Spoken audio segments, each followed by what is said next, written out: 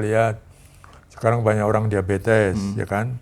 Orang diabetes itu kan hanya dikasih obat, disuntik, insulin, tapi tidak diberikan solusi bagaimana karbohidratnya. Padahal kan dia kasih obat, sekaligus juga ini loh makan karbonya jangan dijaga. Nasi, tapi Sagu. pakai sagu. Nah, ada sih memang sekarang yang gizinya rendah itu sagu nasi shirataki. Oh, shirataki. Nah, itu dari porang.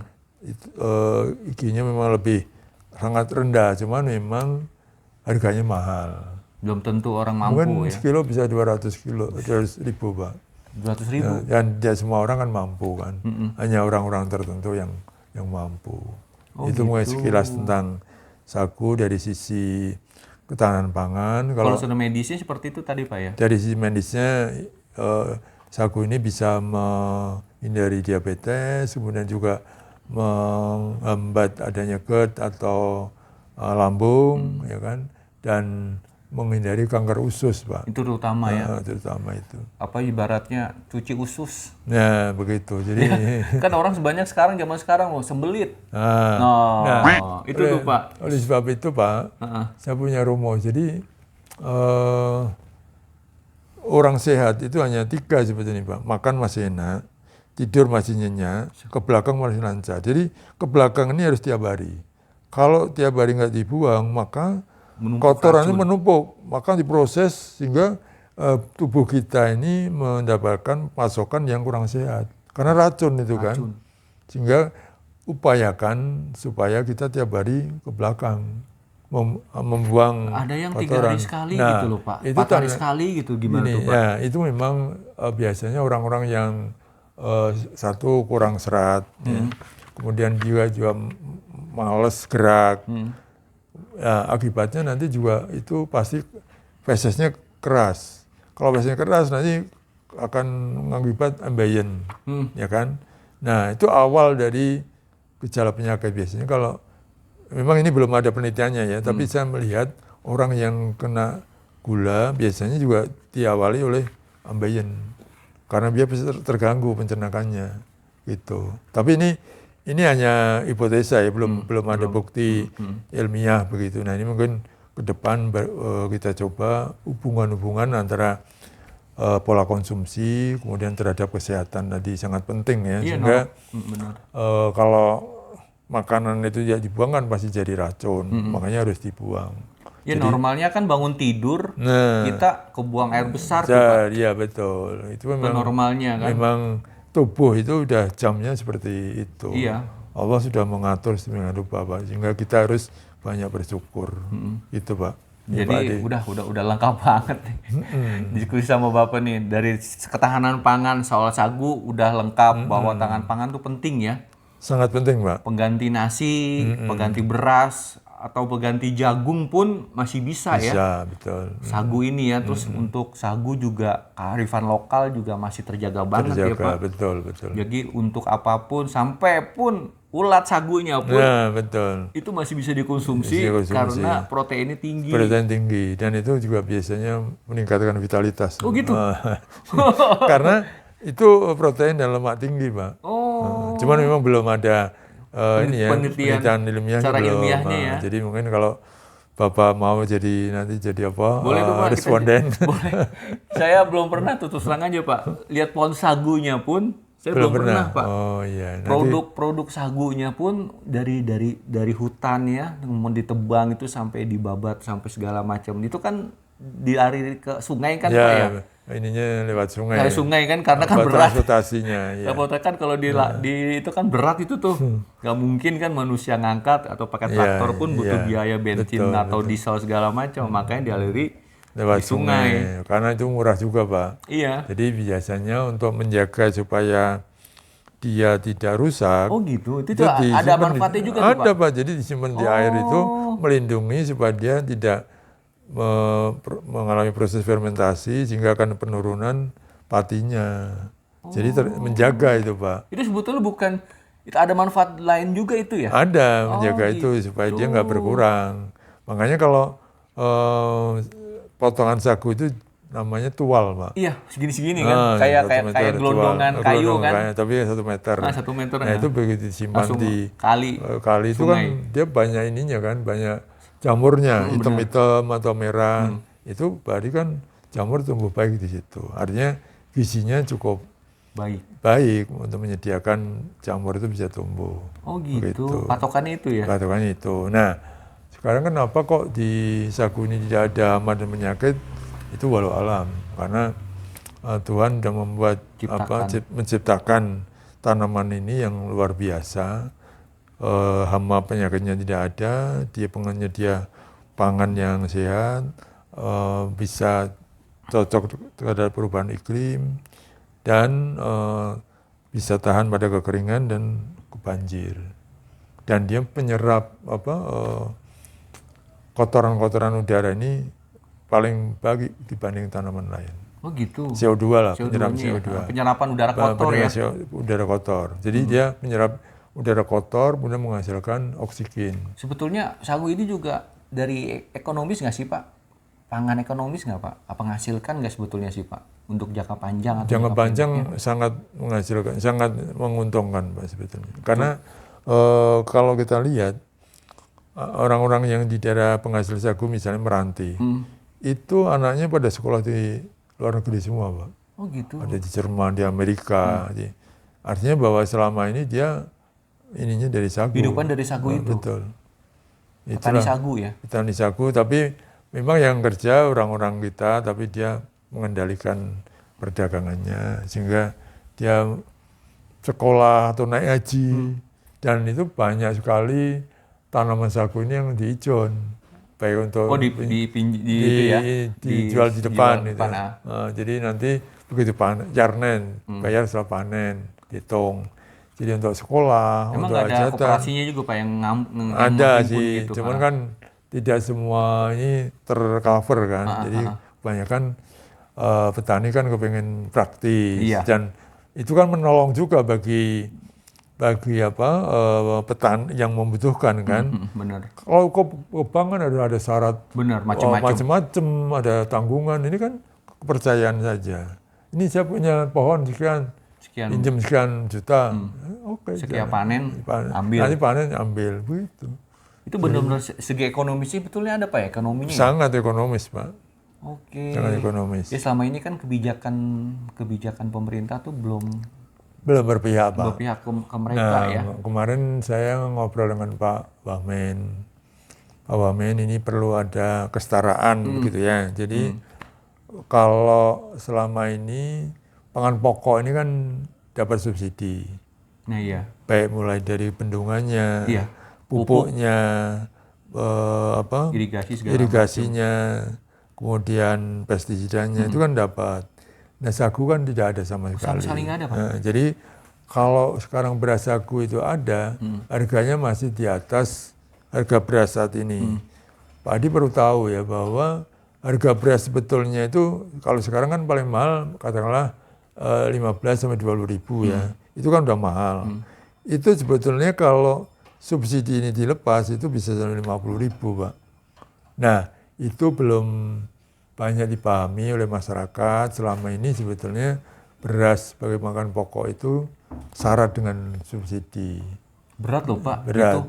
Jadi masyarakat 200 juta harus makan nasi semua kan? Beras itu berapa impor, sedangkan lahan pertanian kita tuh makin lama makin terbatas. Makin kecil kan. Gitu dengan jumlah penduduk dan terus industri akan terus meningkat. Makanya sagu itu jadi alternatif gitu loh Pak. Yang baik untuk pertama kesehatan gitu.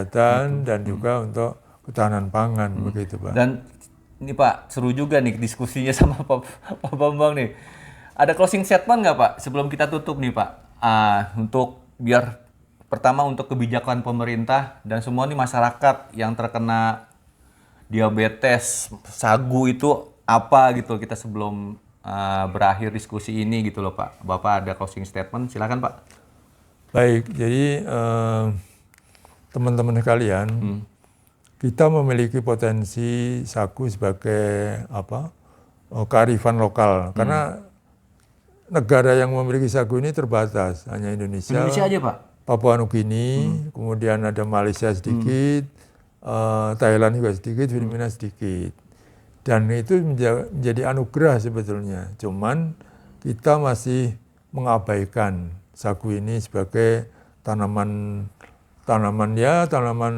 pelengkap saja. Makanya Profesor Stanton mengatakan bahwa sagu ini adalah tanaman kuno, tapi sekaligus modern. Kenapa kuno? Karena sagu ini sudah ada sejak dulu sebelum Dewi Sri ada di Indonesia. Dewi Sri itu tanaman padi. Nah, kenapa modern? Karena sagu ini mengatasi ya diabetes, ya kemudian darah tinggi, dan MA, dan kanker usus. Itu kan sebetulnya penyakit-penyakit modern yang diderita oleh masyarakat kita yang kehidupannya modern. Sehingga tanaman kuno sekaligus juga modern. Sehingga lewat diskusi ini mudah-mudahan masyarakat lebih paham. Ini loh, kalau kita pengen sehat, makalah makan sagu secara teratur, nanti gulanya akan terjaga sehingga kita bisa hidup panjang dan lebih bisa bermanfaat. Begitu, Pak. Oke. Makasih. Mungkin ada ini lagi nih, titipan buku ya, Pak ya. Kalau lebih berminat silakan dibaca-baca nih. Sagu Pangan untuk Indonesia Sehat. Ini ada di Bapak ya. Ini langsung penerbitnya penulisnya Bapak langsung. Betul, langsung. Ini sebenarnya kumpulan beberapa penelitian yang saya tekuni selama hidup saya, Pak. Jadi mungkin ini panjang juga ya, Pak. Panjang, Pak. Jadi bisa bayangkan, Pak Adi ya. Saya masuk BPPT waktu itu. Ini sedikit flashback ya. Masuk tahun 81. Kemudian kami orang-orang muda itu membentuk tim di bawah koordinatornya Pak Profesor Satari, mantan rektor IPB tahun 76 sampai 80. Nah, kita mengusulkan bahwa sagu ini adalah komoditas yang dimiliki Indonesia, belum digarap sama sekali waktu itu tahun 80-an. Kami meyakinkan Pak Habibie agak lama, Pak. Pak Habibie agak lama baca gitu ya, ide-ide kita ini. Nah, setelah kurang lebih 3 bulan, Pak Habibie, oke, ini saya bawa ke Pak Presiden. Waktu itu Presidennya Pak Harto. Tahun 84, Pak Harto mendapat anugerah pidato di FAO, Pak, di Roma sana. Karena keberhasilan dia sebagai swasembada pangan. Beras. Terutama beras ya. Beras ya. Ternyata begitu proposal diajukan, dia sangat antusias. Nah, setelah kita ini, dia cerita begini, Pak. Jadi waktu tahun sebelum 80 ada ekspedisi Mandala. Makanya Tommy Mandala itu ada ekspedisi Mandala ya. Jadi penyerangan kerusuhan di Maluku yang namanya RMS, Republik Masyarakat Maluku Selatan. Gitu kan. Nah, semua udah dibumi hanguskan. Ternyata dia masih bisa bertahan. Ternyata si sagu itu? Enggak, pemberontakannya tadi. Ya. Nah, setelah diselidiki ternyata pemberontak itu menyimpan logistiknya, yaitu sagu, disimpan di dalam bumbung bambu.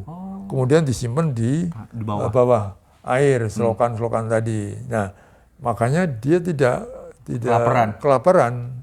Nah, dari situ Pak Harto waktu itu kita minta 503 juta, Pak.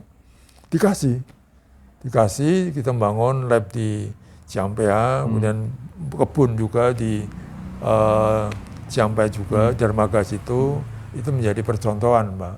Tapi sekarang masih ada, Tapi sekarang masih ada, cuman memang karena kelanjutan kepemimpinan itu beda pandangan, itu juga mulai hilang, terkikis. Sehingga tanaman sagunya masih, tapi nggak banyak. Nah, itu sejarahnya seperti itu. Nah, kami sebagai peneliti sagu sejak tahun 80-an itu merasa ini ya, semacam feeling guilty, merasa prihatin. Saya waktu itu tahun 2000 ya, saya sudah melakukan penelitian 20 tahun. Karena waktu itu saya sudah punya cita-cita, Pak, bahwa bagaimana saya membuat gula dari kayu, membuat beras dari tidak padi. Kemudian saya sudah punya bayangan seperti itu. Ternyata setelah saya kuliah di IPB, jurusan teknologi hasil pertanian, itu pertanian dan pangan bisa ternyata kan. Nah, saya mulai bangkit. Makanya saya begitu tahun 80 itu mimpi saya membuat mie dari sagu, membuat beras dari sagu, membuat gula dari sagu. Nah, ternyata itu bisa diwujudkan. Nah, alhamdulillah tahun 2000 itu saya sudah berbuat nih, cuman belum ada industrinya. Ini kan jadi pertanyaan lagi, siapa nanti yang mau invest ke situ, menjalankan nah, produk ini gitu kan Pak ya. Prototipe produk kan harus dikenalkan ke masyarakat. Jadi kita membuat prototipe produk, kita latihkan ke Maluku waktu itu tahun 2000. Kemudian kita akhirnya berjuang, akhirnya itulah tahun 2015 kami bisa membuat beras sagu lewat extruder, kemudian terus sampai sekarang ini. Nah, karena rasanya tidak seenak nasi, plain begitu, maka harus ada kelebihan.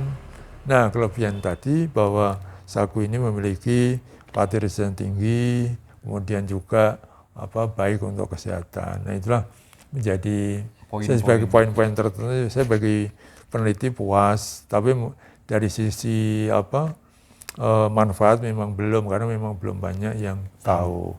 Makanya lewat Pak Adi, lewat siapapun, lewat komunikasi ini mudah-mudahan masyarakat makin banyak tahu, sehingga sagu makin dikenal.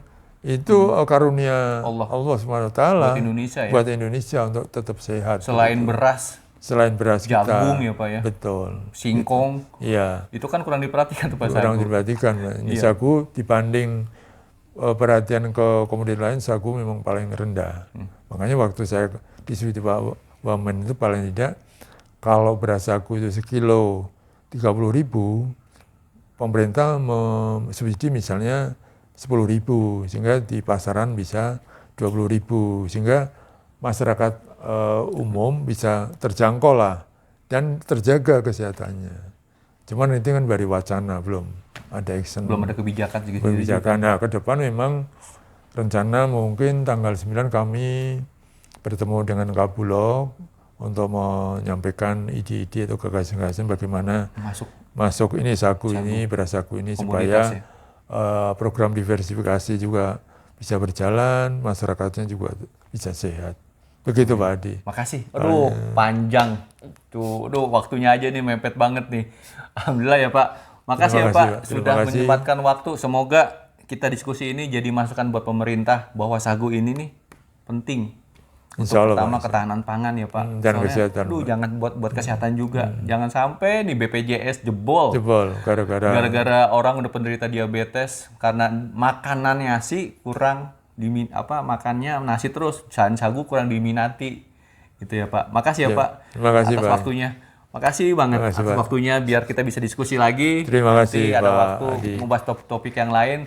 Makasih Sobat Ngoko semuanya. Assalamualaikum warahmatullahi wabarakatuh. Waalaikumsalam warahmatullahi wabarakatuh.